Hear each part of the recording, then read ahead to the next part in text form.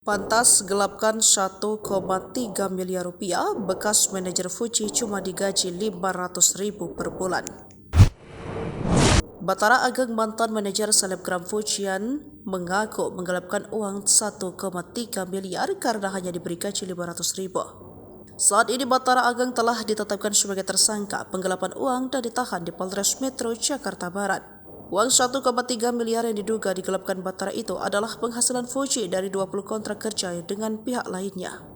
Menurut Fuji, alasan hanya diberi gaji 500.000 lalu menggelapkan uang itu hanya alasan saja. Itu cuma pembelaan dia, kata Fuji di Polres Metro Jakarta Barat Jumat 12 Juli 2024 malam. Fuji menyebut Bathara Ageng sudah sepakat soal gaji bulanan. Setiap dia mendapat pekerjaan untuk saya, dia mendapat komisi 5 hingga 10% dari nilai kontrak kerja, ucap Fuji. Jadi kalau ditanya gaji itu, dia nggak ada limitnya, lanjutnya.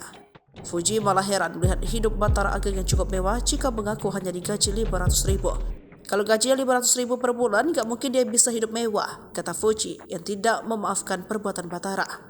Fuji pun menutup pintu maaf dan menginginkan mantan manajernya masuk ke penjara.